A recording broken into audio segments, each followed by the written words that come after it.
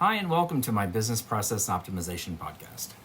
I'm your host, Brian DeShazer, founder of FractaPro. This is part one of a four-part series, and in this week's episode, at a high level, I will explore the fundamentals of BPO, including a definition, a 7-step model employed to reach identified goals, and I will also share the primary goals I most often hear when working with organizations to optimize their success. Now, you may be asking yourself, why am I covering this information? BPO has been around for a long time, everyone knows about it, and you're absolutely correct. But while business process optimization has been widely adopted and is in practice today, what I have found is the application of BPO inside of organizations is often inconsistent. I've seen it practiced using an incomplete model, and I've also seen it limited in scope and not widely considered or adopted across the organization. And the worst case scenario I have found, it's been completely non-existent. In most organizations at some point I hear, why do I need to change the process? We've always done it this way and it's working just fine. From my perspective and the perspective of many BPO practitioners, ongoing process improvement is but one of the material contributors to an organization's overall success. Ultimately, through the BPO lens, we're looking for efficient and repeatable and scalable process without sacrifice to revenue, quality, compliance, risk, cycle time, or customer satisfaction.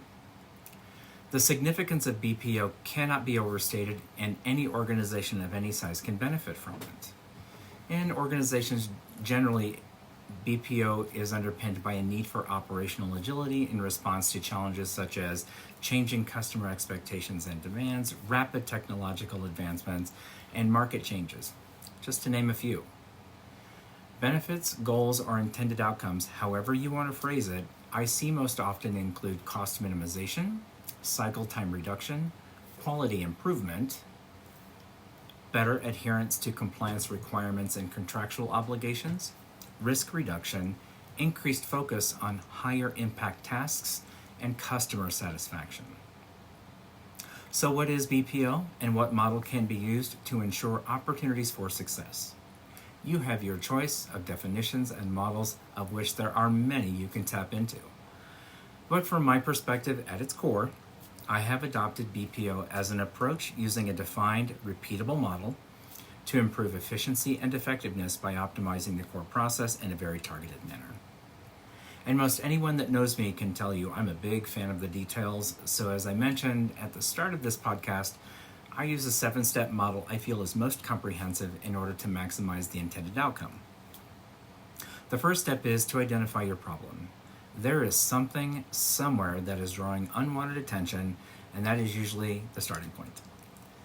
It's time to analyze your current processes, gathering both quantitative and qualitative data. That's really important. We'll then need to look at identifying redundancies, process gaps, revenue leakage, and other opportunities using that data. And most importantly, let data be your friend. It's absolutely okay.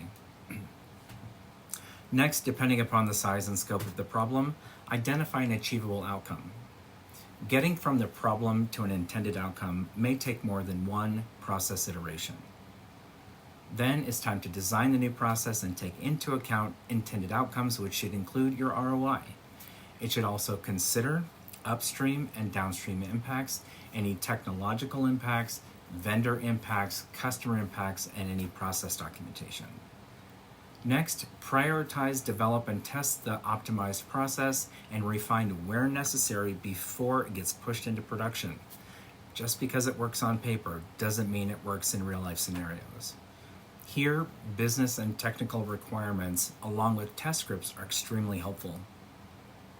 Now it's time to train on and implement the new process. New standard operating procedures, job aids, in-class or video training we find is often optimal. And remember, everyone learns differently. The new process will not be as successful if your end users do not know how to navigate it. In fact, it may cause an unintended outcome, frustration.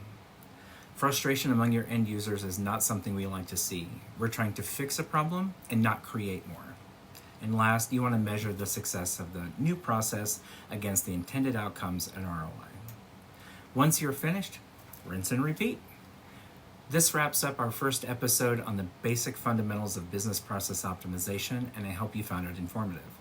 Join us next week for part 2 of our 4-part series as we explore process analysis and documentation, understanding how these elements play a vital role in optimizing your business process. Again, I'm Brian DeShazer, your host and founder of FractaPro, where we work with you to unlock efficiencies and unleash growth. Reach out with any questions about the services we offer, and if you have any comments or suggestions, please don't hesitate to share them. Thank you for listening, and we'll see you next week.